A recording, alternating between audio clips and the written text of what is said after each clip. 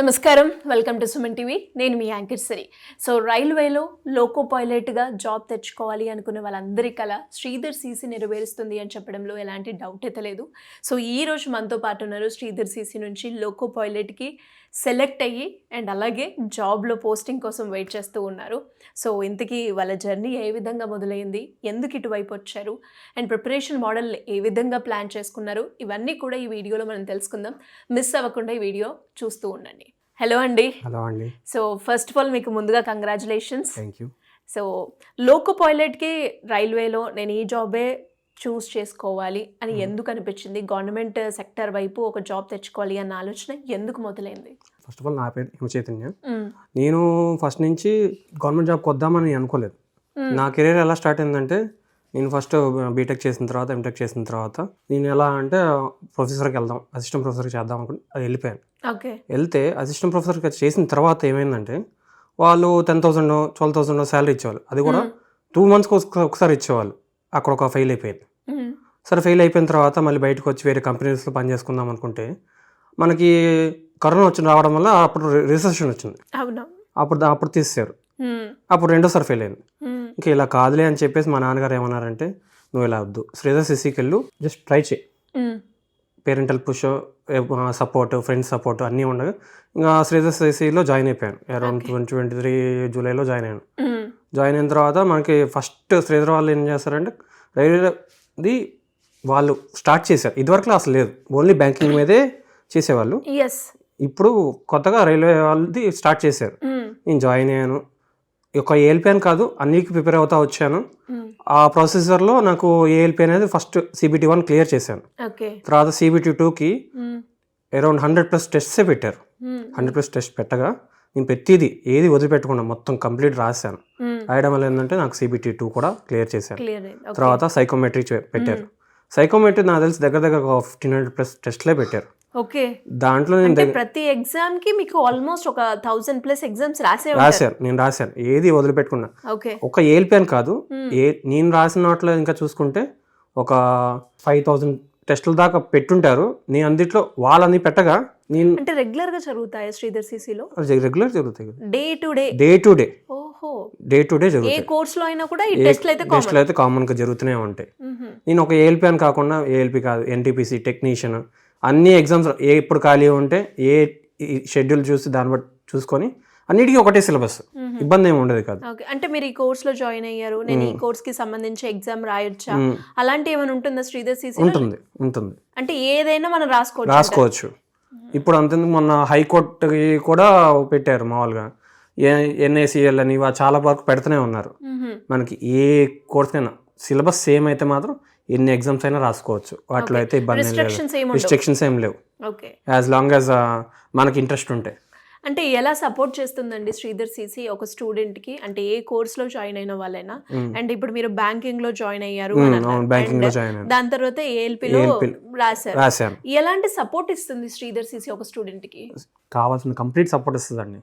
First అంటే exams పెట్టిన తర్వాత పెట్టిన నెక్స్ట్ రోజుకి ఎక్స్ప్లెనేషన్స్ ఉంటాయి, కంప్లీట్ ఎక్స్ప్లెనేషన్స్ ఉంటాయి. ఆ ఎక్స్ప్లెనేషన్ వినేసి మళ్ళీ మనకేం డౌట్లు ఉంటే మళ్ళీ ఫ్యాకల్టీ దగ్గరికి వెళ్తే అవి కూడా చెప్తారు, ఇబ్బంది ఏమి ఉండదు. అవి మళ్ళీ చూసుకొని మళ్ళీ దాని తగ్గట్టు మనం ప్రిపేర్ చేసుకొని మళ్ళీ ఇంకేమైనా డౌట్లు ఉంటే మళ్ళీ వెళ్ళి అడిగినా చెప్తారు, ఇబ్బంది ఏం లేదు. దానివల్ల మనకి ఏంటంటే మనకి డే టు డే నాలెడ్జ్ పెరుగుతుంది, కానీ మనకు తగ్గడం ఏం జరగదు. అండ్ అలాగే ఎస్పెషల్లీ లోకో పైలట్ లో మనకి 2 ఎగ్జామ్స్ ఏవైతే ఉన్నాయో అవి కామన్ గా ఉంటాయి. ఎస్పెషల్లీ సైకోమెట్రిక్ టెస్ట్ ఏదైతే ఉందో CBT 2లో వచ్చేసి ఏంటంటే మళ్ళీ మనకి ట్రేడ్ అని చెప్పేసి ఉంటుంది. ఆ ట్రేడ్ సార్ కూడా పర్టికులర్గా పిలిపించి చెప్పించారు. దాంట్లో మనకి మెయిన్ పార్ట్ ఏంటంటే ఇంజనీరింగ్ డ్రాయింగ్ అని చెప్పేసి ఇంకోటి ఉంది సబ్జెక్ట్. అది పార్ట్ ఏలో ఉంది, పార్ట్ బిలో కూడా ఉంది. దాదాపు మొత్తం చెప్పించారు.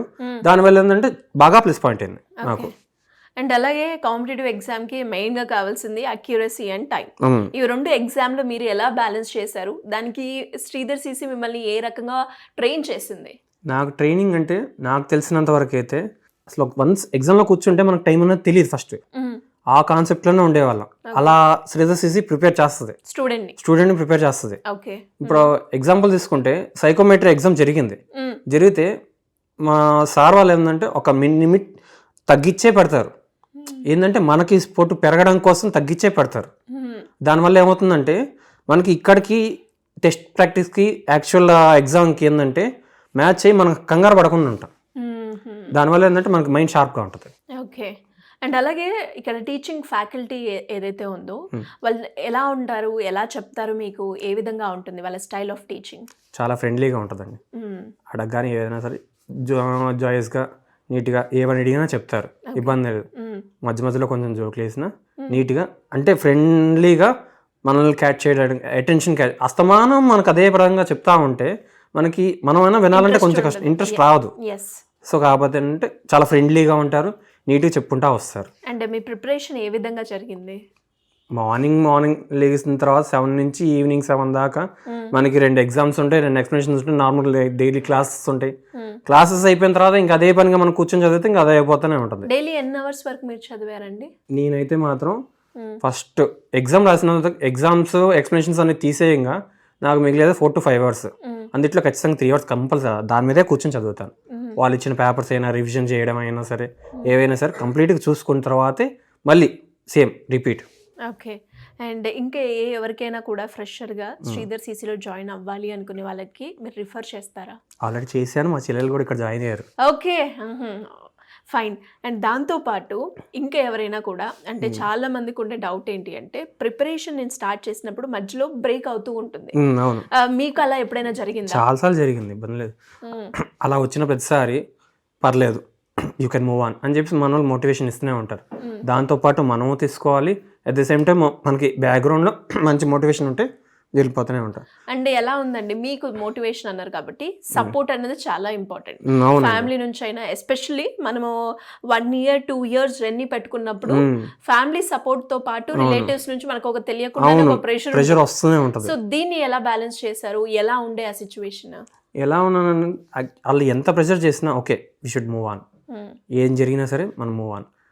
నాకు మెయిన్గా ఏంటంటే మా ఫ్యామిలీ సపోర్ట్ చేశారు. ఫ్రెండ్స్ ఏమన్నా సరే ఇంతకుముందు 2 సార్లు ఫెయిల్ అయినా పర్లేదు, నువ్వు ముందు carry on you carry on. Main మా ఫాదర్ కానీ మా ఫ్రెండ్స్ కానీ యూ క్యారీ ఆన్, ఏదైతే అది అయితే చూసుకుందాం, ఇబ్బంది లేదు, కానీ ఇల్లే చూద్దాం అన్నట్టుగా చెప్పారు. ఈ జర్నీలో ఎక్కడైనా మీరు లో అయిన మూమెంట్ ఉందంటారా? చాలా లో అయిన ఏ సందర్భాల్లో అండి? చాలా మంది అవుతూ ఉంటారు. బేసిక్ గా తెలుసుకోవడానికి ఓహో మనం కూడా ఇంకొకసారి మనకి ఇలా అయినా కూడా మనం మూవ్ ఆన్ అవ్వడానికి అడుగుతున్నాం. ఒక సిచ్యువేషన్ చెప్తాను. నేను రైల్వే జాయిన్ అవ్వక ముందు స్టార్టింగ్లోనే స్టేట్ బ్యాంక్ది క్లర్క్ పడింది. క్లర్క్ పడినప్పుడు ఏంటంటే నాకు కట్ ఆఫ్ వచ్చేసి 52 ఏమో ఉంది, నాకు 52.50 ఉంది, నాకు 52.25 వచ్చింది. అక్కడ పోయింది, బాధేసింది. సరే తర్వాత అని చెప్పేసి ఇంకా అలాగే సెకండ్ టైం మళ్ళీ 2025లో కూడా అలాగే రాశాను. అప్పుడు కూడా అంతే, కట్ ఆఫ్ ఏమో 50 ఉంది, మనకి నాకు వచ్చిందేమో 49 పాయింట్ సంథింగ్ వచ్చింది. అలా పోతున్నాను. అలా కాదులే అని చెప్పేసి అయినా సరే మళ్ళీ బ్యాక్ మూవ్ ఆన్. ఓకే, ఫైనల్గా శ్రీధర్ సీసే గురించి ఒక 2 wordsలో చెప్పాలి అంటే ఏం చెప్తారు? 2 words కాదు, సింగిల్ వర్డ్ చెప్తా, ఇట్స్ ఎ సక్సెస్. అంతే. సో ఏ స్టూడెంట్ అయినా కూడా గవర్నమెంట్ జాబ్ కొట్టాలి అనుకుని శ్రీధర్ సీసీలో కనుక జాయిన్ అయితే కన్సిస్టెంట్ గా ఉంటే మాత్రం అసలు ఇబ్బంది లేకుండా కొట్టేస్తారు. ఓకే, మీరు ఫాలో అయిన 3 formulas ఏంటి సక్సెస్ అవ్వడానికి? ఫస్ట్ డైవర్షన్ ఉండకూడదు, సెకండ్ మోటివేషన్ ఉండాలి, థర్డ్ వచ్చేసి మన కన్సిస్టెన్సీ ఖచ్చితంగా ఉండాలి. పక్కన నెగిటివ్ పాయింట్స్ నెగిటివ్ కలిసిన మన అస్సలు ఆలోచించకూడదు. అది నా కాన్సెప్ట్. మరి రిజల్ట్స్ చూసుకున్న తర్వాత పేరెంట్స్కి చెప్పిన తర్వాత వాళ్ళ ఫీలింగ్ ఏ విధంగా ఉంది, మీకు ఎలా అనిపించింది? నేను యాక్చువల్లీ మా పేరెంట్స్కి చెప్పింది మొన్న చెప్పాను. ఏది ఫైనల్ రిజల్ట్ వచ్చిన తర్వాత అంటే CBT 1 అయిందని చెప్పాను, CBT 2 అని చెప్పాను. బట్ ఆఫర్ లెటర్ వచ్చేదాకా వాళ్ళకి ఎవరికి అందరికీ టెన్షన్గానే ఉంటుంది. ఎందుకంటే నా రూమ్మేట్ నా పక్కన నాతో పాటు చదువుతూ సైకోమెట్రీ క్వాలిఫై అయ్యాడు, కానీ ఫైనల్ మెరిట్లో పోయాడు. ఎంత ఇప్పుడు 64 వచ్చింది అనుకో కట్ ఆఫ్, తనకి 62 వచ్చింది. నాకు కట్ ఆఫ్ 65 ఉంది, నాకు 68 వచ్చింది. దానివల్ల నేను గెటిన్ అయ్యాను. Okay, anyways all the best and thank you so much. Thank you.